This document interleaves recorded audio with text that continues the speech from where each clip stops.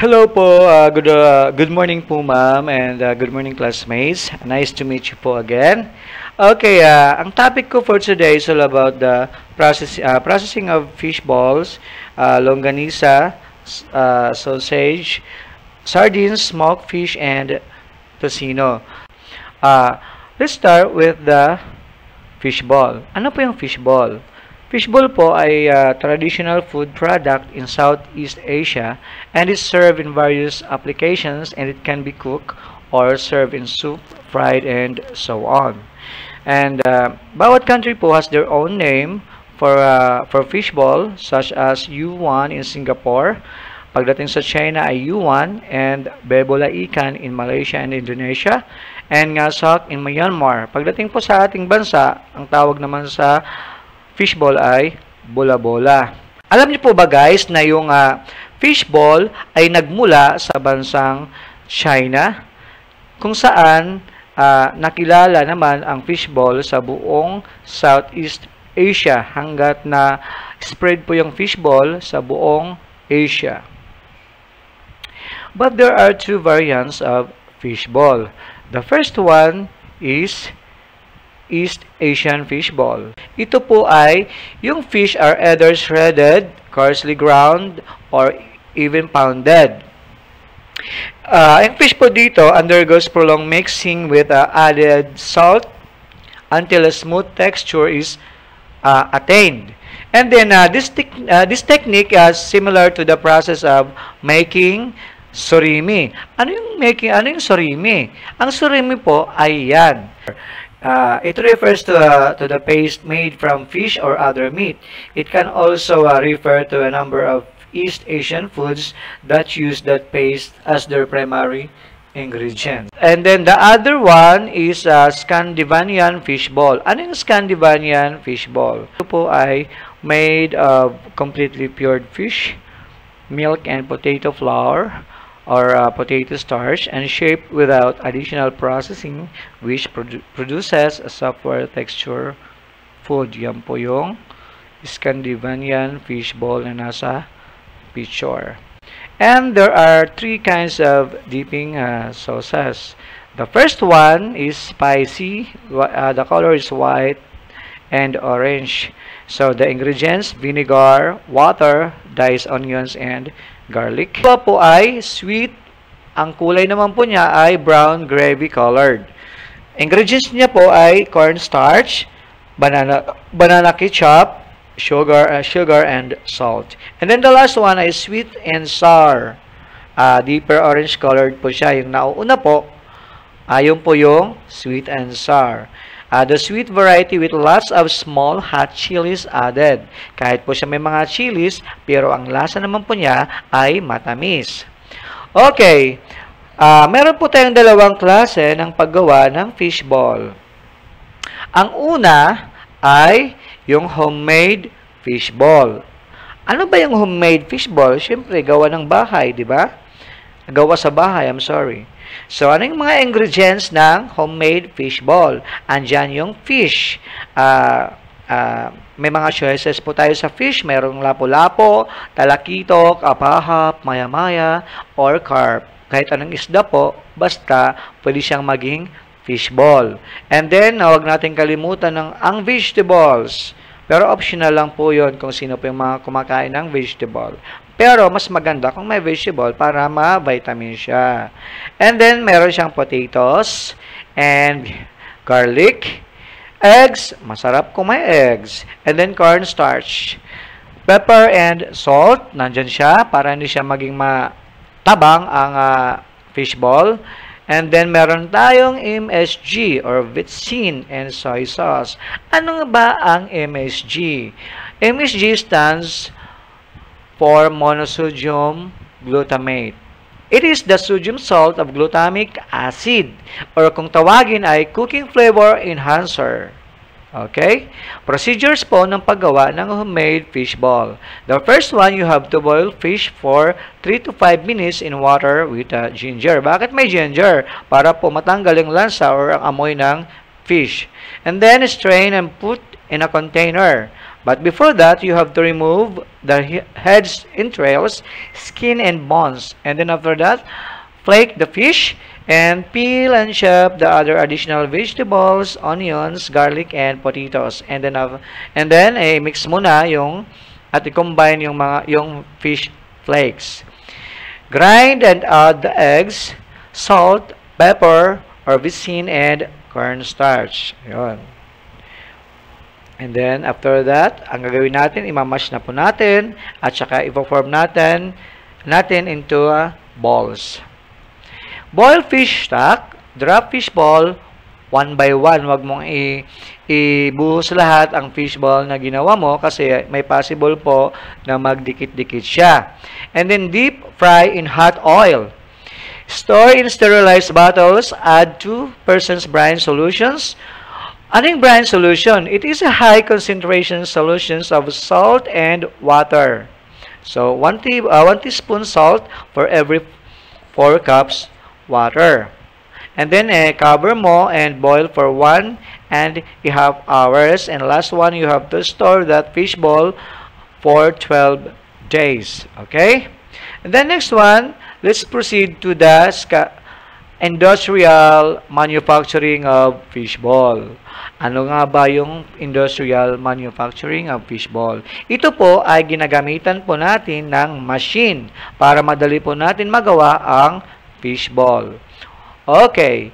Yan po yung mga machine na gagamitin natin for what? For making fishball. Okay. Alright, nandiyan ang fish slicer, grinder, bowl cutter, fishball, forming machine, boiler, cooler, at ano ang gamit ng mga yan? Andito siya. Okay, fish should be scaled by scaling machine, which can remove fish scale in an automatic and sanitary way. Then it goes on fish skinning by skinning machine and removing fish bones by fish meat separator machine. And then, of course, we have to use the bowl cutter machine. For grinding, processing naman yan. And then, the next one, grinding, chopping, and mixing the flesh of fish with other ingredients. Diba? Andyan yung bowl cutter machine is used for a high-speed vacuum machine. Ginagamit po siya to chop the flesh of fish and homogeneously mix all ingredients. And then, ipaprocess, breaks down po natin siya. Then, salt, added to extract salt-soluble fish protein. And then, ice water, other ingredients, to add some taste and flavor of the finished products. So, ngayon, forming fish balls naman po tayo. Anong forming fish balls? Yan po ang ginagamit para maging bilog yung fish balls.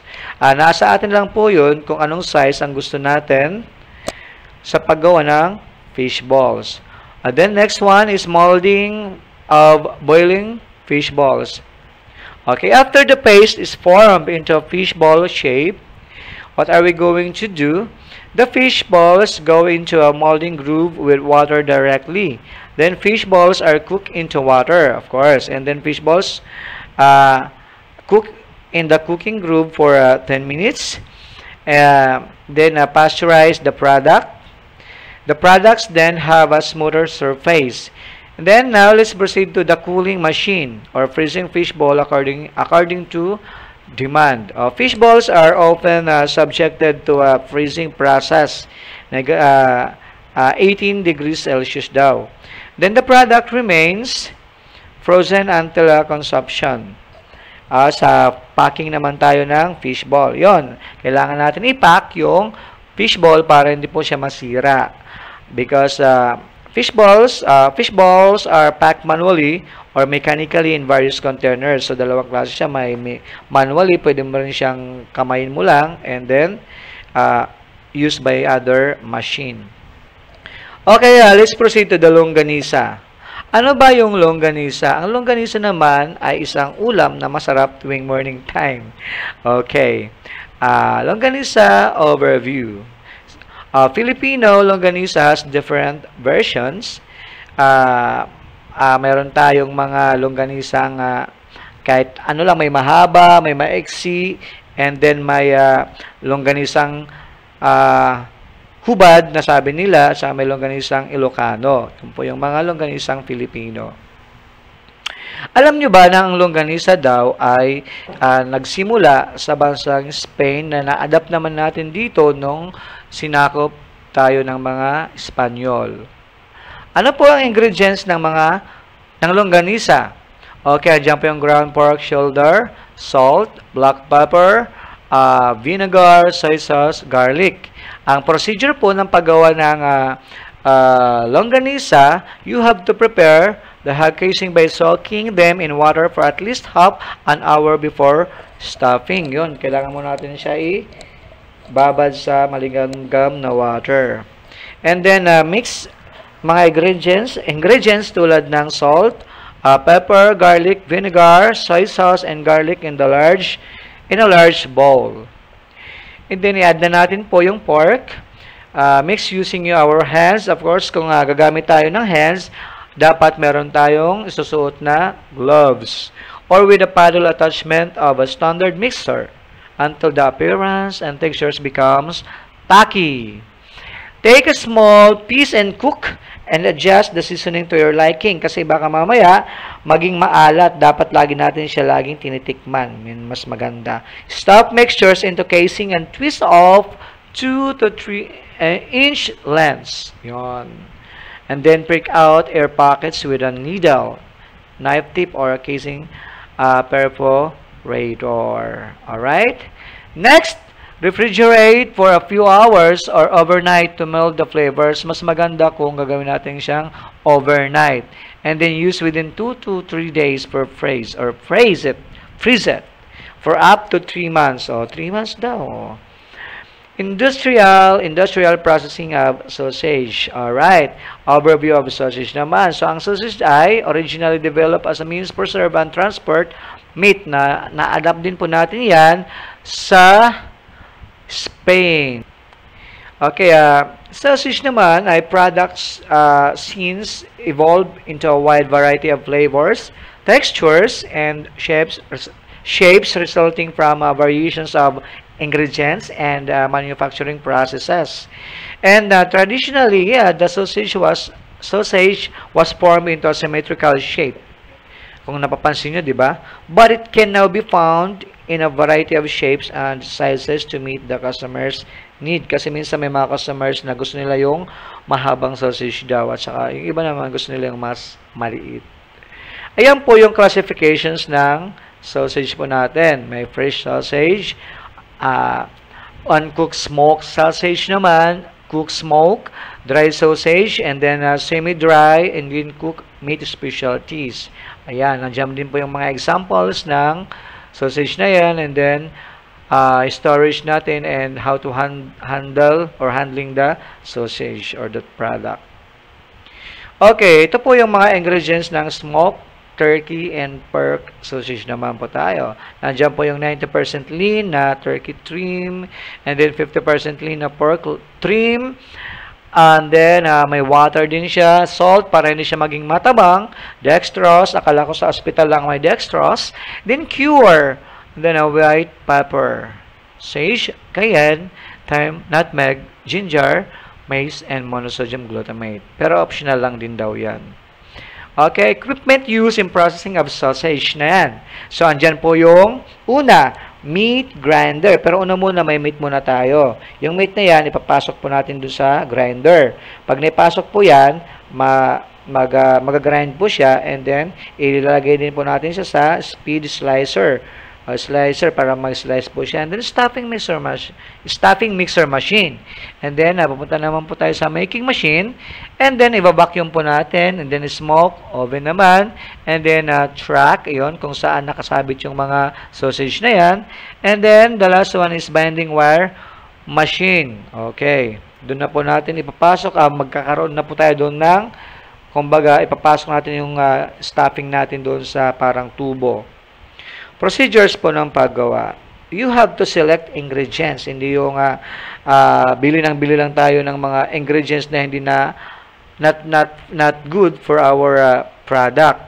So, meat should be fresh. Huwag tayong bibili ng mga double dead. High quality dapat ang bibili natin.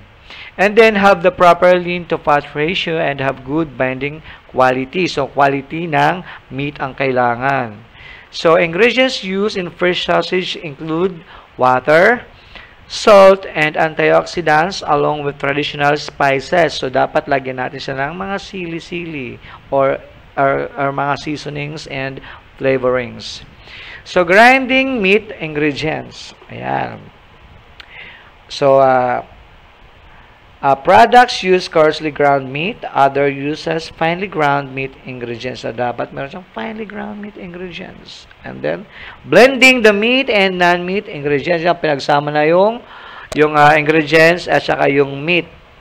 Pag sinabing non-meat ingredients, tulad ng mga onions, something like that, vegetables, potatoes, yun ang mga non-meat. Alright, manufacturers carefully control the blending of meat and non-meat ingredients to create the desired characteristics for a specific sausage formulation. Alright, minsan kasi gumagawa tayo ng product na nasusobrahan ng, halimbawa, nasobrahan ng gulay kaysa sa meat. Dapat i-control po natin yan na para makuha natin yung desired ng customers. Okay, stuffing and filling. Tulad ng sinabi ko po kanina. Yung po yung nakikita natin na machine, diyan po pinapasok yung parang skin para malagyan ng kung saan natin lalagay yung mga grinding meat para maging ano siya, maging yung pre-process natin na sausage, diyan po natin ilalagay. Ayan. Sabi dyan, the blended ingredients may be bulk packaged or they may be extruded into a casing. Ayan, necessary equipment. So, filter machine is the necessary equipment for stuffing kinds of sausages. Hindi naman tayo pwedeng gumamit ng spoon. Matagal po yun at saka mahirap. Ano naman yung smoking? Smoking naman, ito yung mga ginagamitan sa usok. Smoking is used to dry and cure the meat for making smoked sausage and impart flavors to and aroma to the final products. Masarap po siya. And then, packing and storage. How is it important? Wrap in a gas impermeable plastic and place into refrigerated and display. Ayan. Dapat, doon yan sa mga malalamig na area. I-display natin yung mga nagawa nating product. So, now let's proceed to the processing of sardines, which is my favorite nung when I was a child. Okay. Okay, selecting raw materials. Huwag tayo kagad-agad bibili ng mga isda, baka mamaya mga bilasan na yan, dapat magiging wise tayo. The quality of the raw fish is one of the most important factors in determining the quality of the finished product. Okay, transporting and storing. So, dapat natin kailangan natin na gumamit ng ice, ng styrofoam, or kung saan magiging maayos ang conditions ng fish na binili natin. Okay, butchering and cleaning. So, kailangan natin na linisin muna, chop-chopin yung fish bago natin siya i-process. And then, of course, ay babad natin siya sa tubig na may asin para hindi kagad-agad masira yung isda. Okay, pre-canning preparation. This step may involve a number of operations such as steaming, soaking, drying, smoking, frying, salting, mixing, grinding, pre-cooling, and cutting to can size. Bago siya nailagay po sa can, dumaan muna sa matinding proseso. So, filling into jars or cans. So, yan, lalagyan natin yung ginawa nating, yung processed fish para maging fully sardines na po siya. So, dapat ang lalagyan natin ay yung strong and matibay na mga can. Ayan, sabi dyan, all of the ingredients are added, such as spices, sauces, or herbs, to make the flavor more stronger and delicious. Pag nilagay yung isda, halimbawa yung na-process na fish dun sa can, dun na rin po natin ilalagay yung mga sauces na yan para magkaroon ng dagdag flavor and herbs to make it stronger and delicious. Alright. Next, smoke fish processing. Alam nyo ba, class, na yung may kwento ako tungkol sa smoke fish? Nung unang panahon daw, yung mga tao ay mahilig sa isda kasi hindi pa naman sila noon mahilig sa mga meat, kaya mahaba ang kanilang buhay. Alright, may isang matanda daw na mahilig mangisda. Nagtataka siya kung bakit ang isda niya, nag-isip siya kung paano niya mapapatagal yon. Ang alam lang niya kasi yung ang mag-dried fish, yung ibibilad. One day, nag-ihaw siya ng isda at di niya namalaya na konti lang yung apoy. Maya-maya, nung umalis siya, maya-maya, nung pagbalik niya, namatay yung apoy, pero yung isda niya ay nagkaroon ng kulay, naging orange po siya, at parang naging dry na may konting kintab daw. Naisip niya na yung usok pala ay makakatulong para ma-preserve yung isda. So, doon nagsimula, bakit nagkaroon ng tinapa? Okay. Smoked fish or tinapa is a style of fish preservation wherein the fish are cured by smoking. Ayun. Gumamit ng usok. So, yung ingredients po ng tinapa, nandiyan po yung tamban or galunggong, kahit anong klaseng isda, pwedeng maging tinapa, and then may asin, huwag kalimutan yung asin para hindi siya masira. Yung mga utensils na gagamitin natin, importante yan. Andiyan yung kitchen knife, smoking tray, and cans, of course. Okay, ano po yung procedures niyan? Cut the fish along the back just above the backbone to split it open, leaving the belly solid. And then, kasi pag ganun, matanggal po natin dun yung buto dun. And then, remove all internal organs and blood. Buto, yung mga tinai, yun.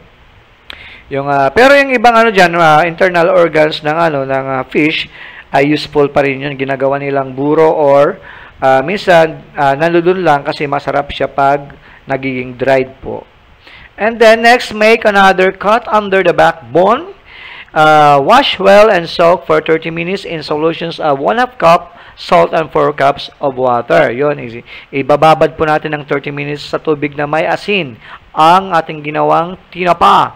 And then place the fish in a coarsely woven basket and dip in boiling 10% salt solution. Okay, ayan. Approximately po 6 tablespoons salt para hindi siya masyado masobrahan ng alat for 4 cups water until the eyes turn white. Ayan. Okay, arrange fish in smoking trays and drain for 10 minutes.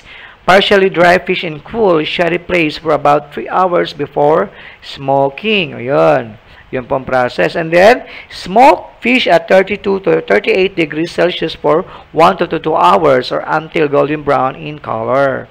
Ayan na yan. Pinaka-last, cool smoke fish for a while and brush with a vegetable oil para po maging makintab yung tinapa natin.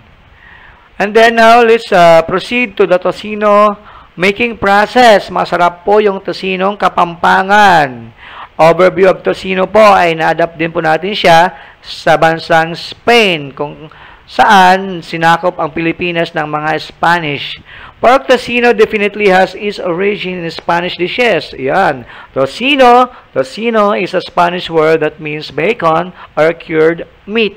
And this sweet Filipino version is traditionally served for breakfast in the Philippines, usually with garlic rice para po iwas high blood. And then, ang tocino po ay inahaluan din po ng pineapple juice, garlic powder, vitamin C powder, red food color para magkaroon ng kulay yung tocino. Bitsin, yun, MSG po yan.